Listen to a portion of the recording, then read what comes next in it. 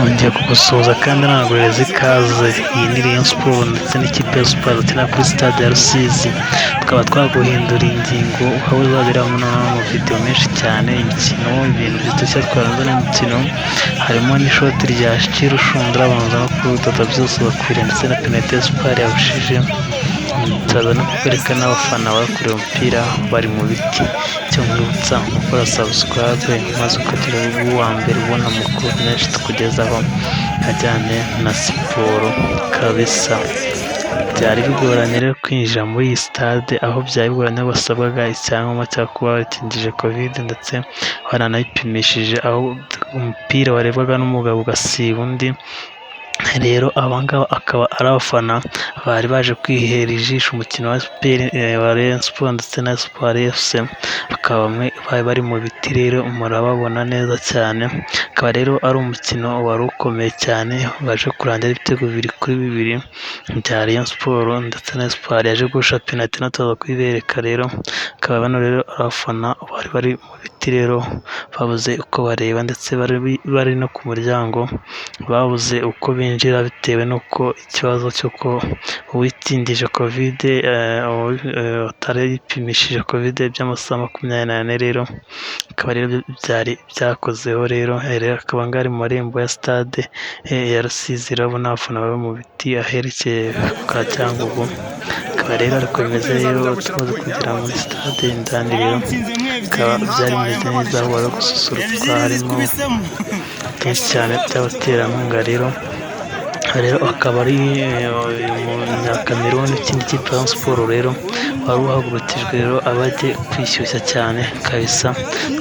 Tukatwereka rero n'imyitozo kwenda gukora rero kwishyushya, muramubona rero akaba rero ni Sefu Labo, muramubona rero akaba ari kwitoza rero tundu kugenda konta na muntu n'umuhanga. Umukinnyi rero uvuye muri Kameruni ku bufatanye bwa Rayon Sports bafitanye n'ino kipe muri Kameruni, rero akaba yaraje ku ntizanyo za Rayon Sports. Rero muramubona neza cyane, yaje no kwinjira mu kibuga rero muraza kubibona naho akagaragaza umukino umeze neza cyane kabisa, murabibona neza pepepe. Rero iyi ngiyi akaba ari kufura ya Rayon Sports yagiye gutera rero yerekeza mu izamu, akaba ari kufura yagiyemo ariko ikaba yagiyemo ariko umukinnyi wa Sports akaza kubura cyane, inyuma aho yaje kugonga ipoto akakubitaho ivi. Murabibona neza ko abaganga baje kwinjira mu kibuga rero baje gutabara umukinnyi wa Rayon Sports rero, ariko abanza kujya ku ruhande gatoya baramuvura, abanza ku ruhande gato arishyushye yongera agaruka mu kibuga kabisa. Akaba rero wari umukino wari ukomeye cyane wa Espoir ndetse na Rayon Sports. Rayon Sports itajya ikunda gukura amanota 3 ino Rusizi kuri iyi stade, iyabona ari bigoranye cyane.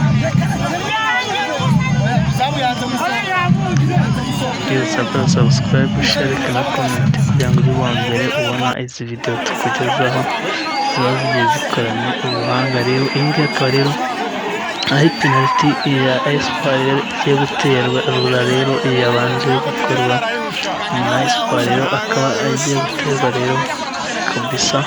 Baraza kubikurikirana neza cyane hano rero penalty yakozwe nyuma y'aho abantu ba Sports bateze uyu mukinnyi wa Espoir. Rero akaba rero kufura penalty bakaba bayiteye ariko bakaza kuyihusha, umugabo wa Sports arabiruka abarangiza asonzemo nabwo byanga kabisa. Rero ubwo akaba ari umufana rero kuba ati niba wumvisha penalty rero penalty ugashyire intsinzi kabisa. Rero iyi ngiyi akaba rero ari fan club za Rayon Sports rero zari zirangije match, muraza kumva uko bakunda baririmba rero match irangiye. Rero aho ngabo akaba ari abafana ba Rayon Sports barimo cyane amakarabu yabakomeye nuko byari byifashe. Rero ese murabona ubu buryo ari bwiza tubukometse? Icyo mwibutsa ni ukora subscribe kuri YouTube channel Top Sport Ubuzima, gakora share, like na comment.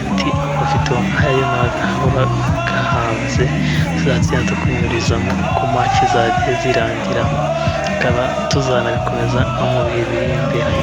Mushimire cyane, subscribe, mushimire subscribe utayikuriye n'iki.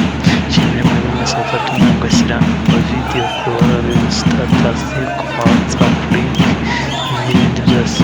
Ndabashimiye cyane kuri YouTube channel Talk Sport Ubuzima na Instagram naho ni Talk Sport Ubuzima. Ngiye kuri Twitter nshima Imana Libre, ndashimiye cyane. Ciao, Imana ibarinde.